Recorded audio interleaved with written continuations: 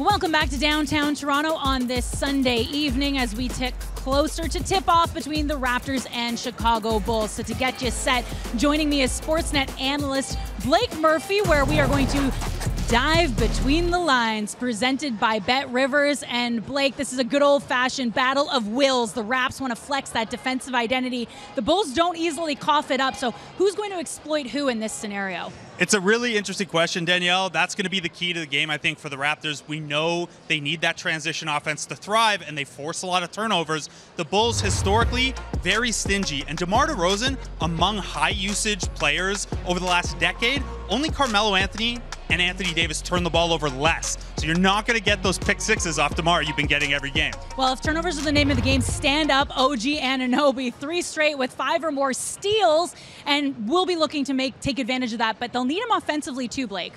Offensively, a bigger question for OG Anunoby tonight. Pascal Siakam, of course, going to miss at least the next 2 weeks.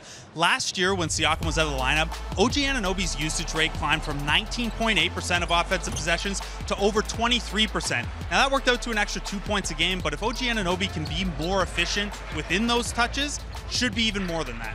On the Bulls side of things, Nikola Vucevic has been everything everywhere all at once on the glass for Chicago. Rebounding's been an area that Toronto's improved at, but that could be a challenge for them. Improved they have. Top 10 on both ends of the floor, rebounding the basketball. But Vucevic not only has one of the most consistent and highest percentile effects on opponent rebounding, he's also had some success against this Raptors team. 20.8 points, 13.5 rebounds per game over 4 contests last year.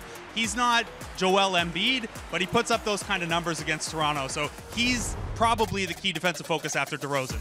I'm stating the painfully obvious, Blake. You've already brought it up, but no Pascal Siakam is a major adjustment for the Raptors. They will have Fred in the lineup, but how do they approach the Bulls in the early goings to try and get this off on the right foot?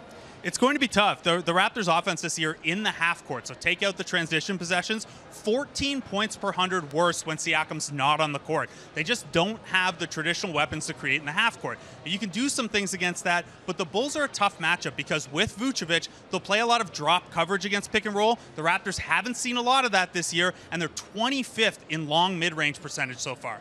How Toronto comes out of the gates in the first quarter, extremely important. They are 5-0 if they're leading after one, 0-4 if they are trailing, Blake. So Nick Nurse will want to get them running quick against these Chicago Bulls. All right, we are getting closer and closer to tip-off.